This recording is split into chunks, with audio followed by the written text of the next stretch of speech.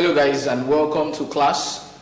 Our English class today will have summary writing, of course with respect to your West African Senior Secondary Certificate Examination as its focus.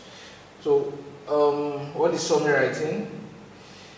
We'll be looking at that. So that's our first objective. We'll be describing or defining summary writing. We'll be discussing the guidelines for answering summary questions in your WAEC. Okay, we'll also be demonstrating that it's essential for you to have a deep understanding of the passage you are given before you attempt your summary question. Then, of course, we'll be looking at how you can implement the principles of summary writing in developing good summary sentences. Now, what's summary writing? A summary is a short account or statement of what someone has said or written, and it's given only. Or in summary writing, we give only the main points, and of course you do that in your words. Now, one of the guidelines for answering summary questions is that your answers must be presented in sentences.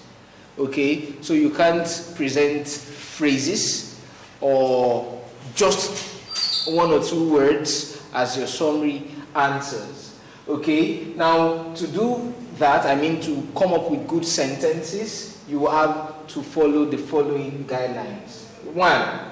Discover the appropriate subject for the summary answer. Now, this is dependent on the kind of question you are asked. I'm going to be giving you an illustration of that even as we proceed. Okay? Now, please remember this, that your subject should at no point be replaced with a noun. So for instance, let's say your subject is the phrase the poor. Okay, you maintain the poor for each of your 5 or 6 sentences, depending on the number of sentences you are asked to give.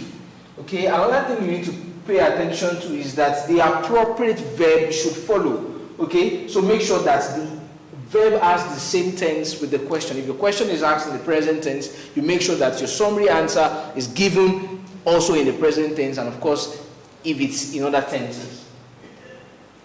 Then do not forget that, of course, for a sentence to be complete, you must have the SVO or SVC arrangement. So for that to happen, okay, you should add the appropriate object or complement. Then avoid the use of conjunctions. You know all the variants of conjunctions that we have. Okay, then make sure you have a full stop at the end of each of your sentences. Yes, that's really important. Okay, at the end of all your sentences, you are expected to add your full stop. In fact, that's what makes it count as a complete sentence. Now, let's quickly look at how to illustrate those guidelines as regards your sentence composition. So we have a sample question on the board, which is from one of our WAEC past questions, and it reads, in 6 sentences, one for each, summarize the problems of the poor man. So if given a question like the above, your answer may follow the following formats. This is the first format. The poor man is homeless, where the poor man is the subject of the sentence. Okay, that's the performer of the action in the sentence. Okay, where is the verb, and of course that's an auxiliary verb, and where homeless is a complement. In fact, it's a subject complement because it's referring back to the subject, which is the poor man. So your sentence can follow the SVC pattern. Okay? Also, your answer can also follow the format below, where we have the poor man the same way as the other sentence, as the subject,